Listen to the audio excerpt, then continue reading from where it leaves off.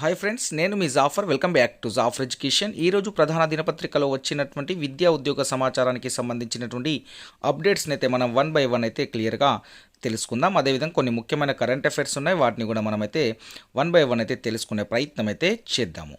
మీకు అదేవిధంగా TET and డిఎస్సికి సంబంధించినటువంటి ఫ్రీ పీడిఎఫ్ నోట్స్లు, materials, daily current affairs updates మన యొక్క వాట్సాప్ గ్రూప్లో ఫ్రీగా అందించబడుతున్నాయి. మీకు కావాలి అనుకుంటే ఈ వాట్సాప్ గ్రూప్ లింక్ నేను కామెంట్ సెక్షన్లో పెంచేసి పెడతాను, అక్కడ నుండి జాయిన్ అవ్వండి.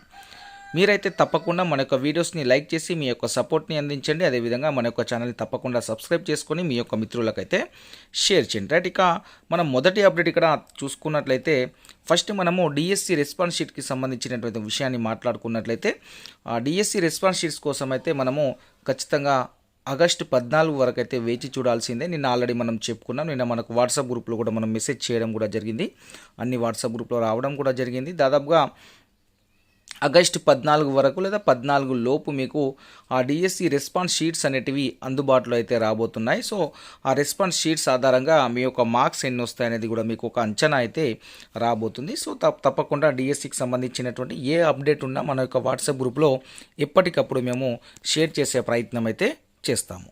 రైట్, ఇక్కడ మొదటి అప్డేట్ చూసుకున్నట్లయితే నైపుణ్య వికాసము, కొలువు సాకారము, యువతకు ఉద్యోగాల కల్పనే లక్ష్యంగా task.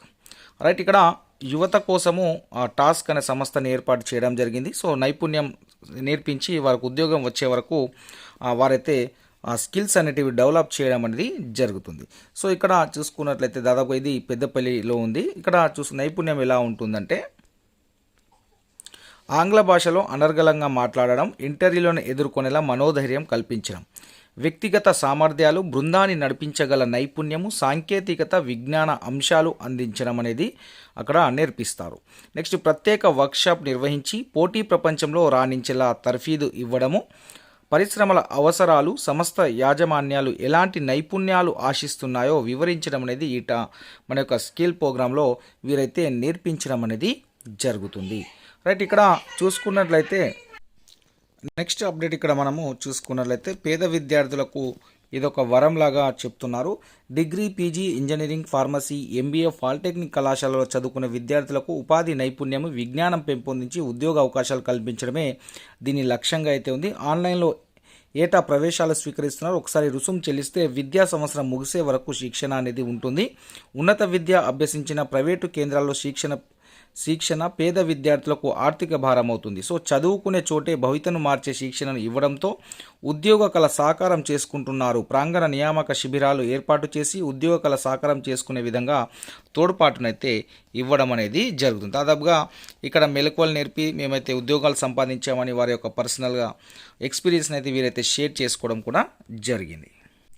Right, pre primary స్కూల్లుగా మారనున్న anganwadi కేంద్రాలు, ప్రీ ప్రైమరీ స్కూల్లాగా మారనున్న అంగన్వాడీ కేంద్రాలు జిల్లా కలెక్టర్ పమేలా సత్పతి గారు నిన్న చెప్పడం జరిగింది. అంగన్వాడీ కేంద్రాలు ప్రీ స్కూలుగా మారి విద్యతో పాటు ఆరోగ్యాన్ని అందించనున్నాయని జిల్లా కలెక్టర్ పమేలా సత్పతి అన్నారు. శుక్రవారం తీగలగుట్ట జిల్లా పరిషత్ ఉన్నత పాఠశాలలో నిర్వహించినటువంటి శుక్రవారం సభా సమావేశంలో జిల్లా కలెక్టర్ ముఖ్య అతిథిగా పాల్గొన్నారు. ఈ సందర్భంగా అతను కార్యక్రమాన్ని ఉద్దేశించి మాట్లాడుతూ ప్లే స్కూల్ అంగన్వాడీ కేంద్రాలుగా మారి పిల్లలతో పాటు విద్యతో పాటు చక్కటి ఆరోగ్యాన్ని అందించనున్నాయని ఆమె అయితే తెలపడం అనేది జరిగింది. ఇక్కడ చూసుకున్నట్లయితే దాదాపుగా ప్రీ ప్రైమరీ స్కూల్ లాగా అప్గ్రేడ్ అయిన తర్వాత అంగన్వాడీ కేంద్రాల్లో అక్కడ రిక్రూట్మెంట్ అనేది జరుగుతుంది. సో ఆ యొక్క రిక్రూట్మెంట్ అనేది మరి ఇంటర్ విద్య అన్న మనం ఈ ప్రతిభలో ఆంధ్రప్రభ పేపర్లో వచ్చింది చదివాం మనం.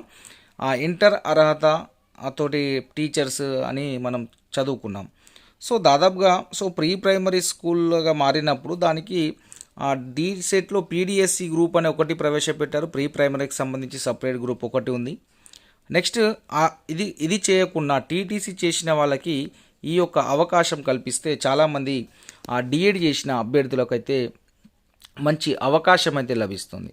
సో మళ్ళీ ఇంటర్ చేసిన వాళ్ళని ఆ యొక్క మెరిట్ ఆధారంగా ఇవ్వడము, ఎగ్జామ్ లేకుండా వితౌట్ ఎగ్జామ్ ఇవ్వడం అనేది సరైన పద్ధతి కాకపోవచ్చు. ప్రీ ప్రైమరీ స్కూల్ అంటే కొద్దిగా చదువుకున్న అభ్యర్థులు, ట్రైనింగ్ చేసిన అభ్యర్థులు ఉంటే చాలా బెనిఫిట్ అయ్యే అవకాశం ఉంది. కాబట్టి ఈ యొక్క విద్యా అర్హతలో మార్పులు చేసి విద్యా అర్హత తప్పకుండా డిఎడ్ అని పెట్టి కంపల్సరీ టెట్ పాస్ అనేది పెడితే సో రేపు రాబోయే నోటిఫికేషన్లో ఒక 11,000 ఖాళీలు ఉన్నాయంటే సో 11,000 మందికి డిఎడ్ చేసిన వారికి ఉపాధి కల్పించినట్లయితే అవుతుంది. కాబట్టి తప్పకుండా డిఎడ్ చేసిన అభ్యర్థులకే తప్పకుండా ఈ యొక్క అవకాశం కల్పించాలి. డిఎడ్ ప్లస్ టెట్ క్వాలిఫై అయిన అభ్యర్థులకే ఈ యొక్క అవకాశం కల్పిస్తే సో ఆ ప్రీ ప్రైమరీ స్కూల్స్ ఏవైతే అప్గ్రేడ్ అవుతున్నాయో అంగన్వాడీ నుండి సో ఆ స్కూల్స్ అనేటివి సో గ్రోత్ అనేది సాధించే అవకాశం ఉంటుంది. లేకుంటే మళ్ళీ అదే 10th వాళ్ళకి ఇంటర్ వాళ్ళకి ఇస్తే సో దాంట్లో ఎలాంటి పురోగతి అనేది కనిపించే అవకాశం అనేది ఉండదు. కాబట్టి ట్రైనింగ్ చేసిన అభ్యర్థులనే తప్పకుండా ఈ యొక్క ఉద్యోగాలకు తీసుకుంటే చాలా బెటర్గా ఫ్యూచర్లో ఆ పిల్లలకు కూడా మంచి చదువు అందే అవకాశం ఉంటుంది. రైట్, ఇది మనకు ప్రీ ప్రైమరీ స్కూళ్ళకు సంబంధించినటువంటి అప్డేట్. నెక్స్ట్ ఇక్కడ చూసుకున్నట్లయితే గెస్ట్ ఫ్యాకల్టీ గెంటివేతేనా అయితే ఇక్కడ దాదాపుగా గురుకులకు సంబంధించి రిక్రూట్మెంట్ జరుగుతుంది. గురుకులలో ఎవరైతే గెస్ట్ ఫ్యాకల్టీగా పనిచేస్తున్నారో వాళ్ళని టెర్మినేట్ చేయడం అనేది జరుగుతుంది. సో గురుకుల ఫలితాలతోటి 10 ఏళ్ల వరకు కావచ్చు, 5 సంవత్సరాల వరకు కావచ్చు, ఎవరైతే వర్క్ చేశారో వాళ్ళని కూడా టెర్మినేట్ చేసి రెగ్యులర్గా సెలెక్ట్ అయిన వారిని తీసుకోవడం అనేది జరుగుతుంది. సో దాదాపుగా ఇది వారికి సంబంధించినటువంటి బాధని రాయడం అనేది జరిగింది. సర్టిఫికేట్ వెరిఫికేషన్ కూడా ఇవ్వకుండానే చేయడం జరిగింది. నెక్స్ట్ ప్రభుత్వాలు వాడుకొని వదిలేస్తే దిక్కెవరిది, సర్వీస్ రెన్యువల్ చేయాల్సిందే అనేది వారి యొక్క డిమాండ్ అయితే కనిపిస్తూ ఉంది మన యొక్క గెస్ట్ ఫ్యాకల్టీ వాళ్ళ యొక్క మిత్రులది. నెక్స్ట్ ఇక్కడ చూసుకున్నట్లయితే ల్యాబ్ టెక్నీషియన్ భర్తీలో రీలింగ్విష్మెంట్ ఆప్షన్ ఇచ్చారు. సో ఇక్కడ 1 నుంచి 1 పోస్ట్ 4-5 పోస్టులు వచ్చిన అభ్యర్థులు ఎవరైతే ఉంటారో వాళ్ళు తప్పకుండా ఆ డిఎస్సిలో కూడా రీలింగ్విష్మెంట్ ఆప్షన్ ఇస్తే చాలా బాగుంటుంది. ఎందుకంటే చాలామంది అభ్యర్థులకు 2-3 జాబ్స్ వచ్చిన అభ్యర్థులు ఉంటారు. సో ఏదో ఒక జాబ్లో జాయిన్ అవుతారు. మిగతా జాబ్స్ కన్నా వదులుకోవడానికి రీలింగ్విష్మెంట్ ఆప్షన్ అనేది ఖచ్చితంగా ఇవ్వాలి. గురుకులాల్లో ఇవ్వకుండానే చాలా బ్యాక్లాగ్ అనేటివి కావడం జరిగింది. అదేవిధంగా ఈ టీజీపీఎస్సికి సంబంధించి ప్రతిదానికి రీలింగ్విష్మెంట్ ఇస్తారు. 2017లో కూడా టీఆర్టీ డిఎస్సిలో కూడా రీలింగ్విష్మెంట్ ఆప్షన్ అనేది ఇవ్వడం అనేది జరిగింది. రైట్, మెరిట్ ప్రతిపాదికన 10 మందికి అవకాశం వచ్చింది. రివైజ్డ్ జాబితాను కూడా వెల్లడించిన TGPSC public health and family welfare శాఖలో ల్యాబ్ టెక్నీషియన్ పోస్టుల భర్తీలో రీలింగ్విష్మెంట్ను పాటించినట్టు శుక్రవారం TGPSC secretary Naveen Nicholas web note విడుదల చేశారు. తొలుత విడుదల చేసిన జాబితా ప్రకారం 10 మంది అభ్యర్థులు ఈ పోస్టులకు ముందుగా రాలేదు. దీంతో రీలింగ్విష్మెంట్ విధానంలో మెరిట్ ప్రాతిపాదికన మరో 10 మందికి అవకాశం కల్పించినట్టు అధికారులు వెల్లడించారు. ల్యాబ్ టెక్నీషియన్కి ఎంపికైన 282 అభ్యర్థుల రివైజ్డ్ జాబితాను విడుదల చేసినట్టు పేర్కొన్నారు. వివరాలు అధికార వెబ్సైట్లో పొందుపరిచినట్టు చెప్పారు. సో పోస్టుల భర్తీకి కేసీఆర్ హయాంలో 18 డిసెంబర్ 2015 నోటిఫికేషన్ విడుదలైనట్టు టీజీపీఎస్సీ వారి అధికారులు అయితే చెప్పడం జరిగింది. ఇక్కడ చూసుకున్నట్లయితే ప్రతి దానికి రీలింగ్విష్మెంట్ ఇవ్వాలి. ప్రతి ఒక్క ఉద్యోగాలకు సంబంధించి తప్పకుండా రీలింగ్విష్మెంట్ ఆప్షన్ ఇస్తే సో నెక్స్ట్ మెరిట్లో ఉన్న అభ్యర్థులకు బెనిఫిట్ అయ్యే అవకాశం అయితే ఉంటుంది. నెక్స్ట్ ఇక్కడ ఓపెన్ అడ్మిషన్లకు నెక్స్ట్ అప్డేట్ కనిపిస్తూ ఉంది మనకు. ఓపెన్ అడ్మిషన్లకు నోటిఫికేషన్ అయితే రిలీజ్ కావడం జరిగింది. ఎవరంటే ఓపెన్ 10th ఓపెన్ ఇంటర్ చదువుకోవాలి అనుకున్న అభ్యర్థులు ఎవరైతే ఉన్నారో ఆ ఓపెన్ 10th చేయాలనుకున్న వారు మినిమం 8th క్లాస్ వరకు చదివి ఉండాలి. అదేవిధంగా వీరి యొక్క లాస్ట్ డేట్ వచ్చేసరికి ఆలస్య రుసుముతోటి అక్టోబర్ 31 వరకు అయితే వీరికైతే లాస్ట్ డేట్ ఇవ్వడం జరిగింది అప్లై చేసుకోవడానికి. అంటే అపరాధ రుసుముతోటి 31 అక్టోబర్ వరకు అయితే ఉంది. సో దాదాపుగా సెప్టెంబర్ 10 వరకు అయితే వితౌట్ లేట్ ఫీ తోటి మనకు దరఖాస్తు చేసుకునే అవకాశం ఉంది సెప్టెంబర్ 10 వరకు. అడ్మిషన్ విధానం అయితే ఈ విధంగా ఉండే అవకాశం ఉంది. డిస్టెన్స్ విధానంలో విద్యను అందిస్తున్న సొసైటీ ద్వారా ఎస్ఎస్సి ఇంటర్ పూర్తి చేసే అవకాశం ఉండగా ఆయా సర్టిఫికేట్స్ రెగ్యులర్గా సర్టిఫికేట్లతో సమానంగా పరిగణిస్తారు. అభ్యర్థుల ప్రవేశాల కోసం ఆధార్ కార్డ్ జిరాక్స్ సమర్పిస్తే సరిపోతుంది. అభ్యర్థి గతంలో ఏదైనా పాఠశాలలో చదివితే రికార్డ్ షీట్ అంటే టీసీ జిరాక్స్లు జత చేయాలి.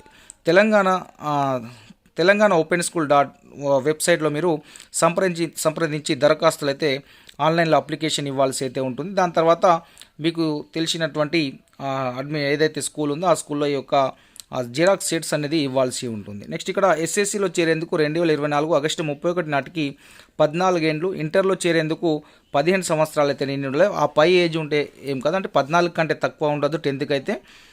ఇంటర్కి అయితే 15 సంవత్సరాల కంటే తక్కువ ఉండకూడదు. 15 సంవత్సరాల కాలం ఎంత ఎక్కువ ఉన్నా ఇబ్బంది లేదు. ఎవరైనా ఈ ఓపెన్ 10th ఓపెన్ ఇంటర్ అనేది రాసుకునే అవకాశం ఉంది. అది రెగ్యులర్ సర్టిఫికేట్తో సమానంగా పరిగణించడం అనేది జరుగుతుంది.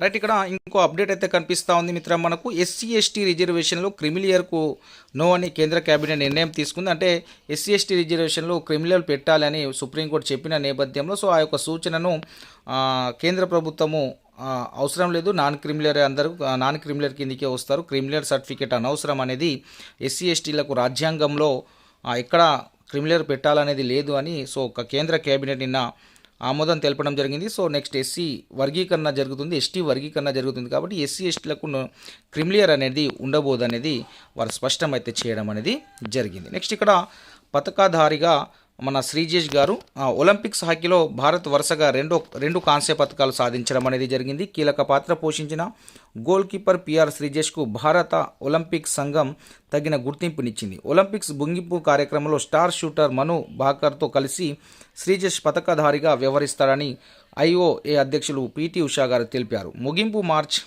ఫస్ట్లో వీరిద్దరూ భారత బృందానికి నాయకత్వం వహిస్తారు. శ్రీజేష్ను పతాకధారిగా ఎంపిక చేసినటువంటి ముందు స్టార్ జావెలియన్ థ్రోయర్ నీరజ్ చోప్రాను సంప్రదించినట్లు ఉషా వివరించింది. అంటే ఫస్ట్ ఆ నీరజ్ చోప్రాకు అవకాశం ఉండే, సో నీరజ్ చోప్రా ఉండే, సో అతన్ని ఆ ప్లేస్లో ఈ యొక్క శ్రీజేష్ గారిని పెట్టడం అనేది జరిగింది. టోక్యోలో స్వర్ణం, పారిస్లో రజత పథకాలతో నీరజ్ సత్తా చాటాడు. ఆటకు వీడ్కోలు పలికిన శ్రీజేష్కే ఈ గౌరవం దక్కాలని నీరజ్ కూడా భావించినట్లు పిటి ఉషా గారు పేర్కొంది. సో మేడం, మీరు నన్ను అడగకపోయినా శ్రీజేష్ పేరు సూచించేవాడినని నీరజ్ అన్నాడు. భారత క్రీడారంగానికి ఎన్నో సేవలు అందించిన శ్రీజేష్పై నీరజ్కు ఉన్న అపారమైన గౌరవానికి ఇది నిదర్శనం అని ఉషా తెలిపింది. ఆటకు రిటైర్మెంట్ ప్రకటించిన భారత దిగ్గజ గోల్ కీపర్ శ్రీజేష్కు కొత్త అవతారం ఎత్తనున్నాడు. హాకీ ఇండియా అతన్ని జూనియర్ జాతీయ జట్టు కోచ్గా కూడా ప్రకటించనుంది. నెక్స్ట్ ఇక్కడ అద్రిన్ అమాన్ కాంస్యం గెలిచిన రెజ్లర్ భారత ఖాతాలో 6వ పథకం అయితే రావడం అనేది జరిగింది. భారతీయ వాయుమాన్ విధేయక్ బిల్లుకు లోక్సభ అయితే ఆమోదం అయితే తెలపడం అనేది జరిగింది. గుర్తుంచుకునే ప్రయత్నం చేయండి. భారతీయ వాయుయాన్ విధేయక్ బిల్లుకు లోక్సభ ఆమోదం తెలపడం అయితే జరిగింది. నెక్స్ట్ ఇక్కడ మనకు సుప్రీంకోర్టు ఆడిటోరియంలో లాపతా లేడీస్ ప్రదర్శన సినిమాని ప్రదర్శించిన. నెక్స్ట్ ఇక్కడ సుప్రీంకోర్టు ఆడిటోరియంలో లాపతా లేడీస్ అనే మూవీని ప్రదర్శించడం జరిగింది. దేశ అత్యున్నత న్యాయస్థానం శుక్రవారం అరుదైన సందర్భానికి వేదికైంది. సుప్రీంకోర్టు 75 ఏళ్ల వేడుకలో భాగంగా నిర్వహిస్తున్న ప్రత్యేక కార్యక్రమాల్లో శుక్రవారం సాయంత్రం అడ్మినిస్ట్రేటివ్ భవనం సి బ్లాక్లో గల ఆడిటోరియంలో లాపతా లేడీస్ సినిమాను ప్రదర్శించారు. ఈ చిత్రాన్ని భారత ప్రధాన న్యాయమూర్తి జస్టిస్ డివై చంద్రచూడ్ సహా ఇతర న్యాయమూర్తులు కలిసి కుటుంబ సభ్యులు చూడడం అనేది జరిగింది. ముందుగా వచ్చి కోర్టులో వాదనలు వింటూ కూర్చున్న అమీర్ ఖాన్ను ఉద్దేశించి సీజీఐ జస్టిస్ చంద్రచూడ్ సరదా వ్యాఖ్యలు చేశారు. కోర్టులో తొక్కిసలాట తరహా పరిస్థితిని నేను కోరుకోను, కానీ సినిమా ప్రదర్శన కోసం ఇక్కడికి వచ్చేసిన అమీర్కు స్వాగతం చెబుతున్నామని సీజీఐ చమత్కరించారు. సాయంత్రం లాపతా లేడీస్ హిందీ చిత్ర ప్రదర్శన సాయంత్రం ప్రారంభం కావడం అనేది జరిగింది. 2001 కాలపు చిత్రకథ ఇది. గ్రామీణ ప్రాంతానికి చెందిన ఇద్దరు నవవధువులు రైలు ప్రయాణంలో అనుకోకుండా తారుమారైన సంఘటన ఇతివృత్తంగా దీన్ని తెరకెక్కించడం అనేది జరిగింది. కాబట్టి ఇక్కడ ముఖ్యంగా మనం గుర్తుంచుకోవాల్సింది ఏంటంటే సుప్రీంకోర్టు ఆడిటోరియంలో ఏ సినిమా ప్రదర్శించారు, లాపతా లేడీస్. సో అది సి బ్లాక్, దానికి సంబంధించినటువంటి అప్డేట్స్ని అయితే గుర్తుంచుకునే ప్రయత్నం అయితే చేయండి. నెక్స్ట్ అప్డేట్ అయితే కనిపిస్తూ ఉంది మనకు. 7,000 స్టాఫ్ నర్స్ జాబ్స్ ఇచ్చాం, త్వరలో అన్ని సర్కారు దవాఖానలో పోస్టులు భర్తీ చేస్తామని వివేక్ వెంకటస్వామి గారు చెప్పారు. జైపూర్ మండలంలో పిహెచ్సిని ప్రారంభించిన చెన్నూరు ఎమ్మెల్యే బైక్పై తిరుగుతూ ప్రజల సమస్యలపై ఆరా తీశారు. నెక్స్ట్ ఇక్కడ ఆక్లాండ్లో భారత కాన్సులేట్ ద్రౌపది ముర్ము గారు ఆక్లాండ్లో ప్రవాస భారతీయుల సమావేశంలో చిన్నారులను పలకరిస్తున్న రాష్ట్రపతి ద్రౌపది ముర్ము గారు. రైట్, ఈరోజు ప్రధాన దినపత్రికలో వచ్చినటువంటి విద్యా ఉద్యోగ సమాచారం అయితే ఈ విధంగా ఉంది. ఇంకే అప్డేట్ ఉన్న డిఎస్సికి సంబంధించి మిగతా అప్డేట్స్ ఏమున్నా మీకు మన యొక్క వాట్సాప్ గ్రూప్లో ఎప్పటికప్పుడు అప్డేట్ చేయబడతాయి. అదేవిధంగా మీరైతే తప్పకుండా వీడియోని లైక్ చేసి మీ యొక్క సపోర్ట్ని అందించండి. Thank you so much.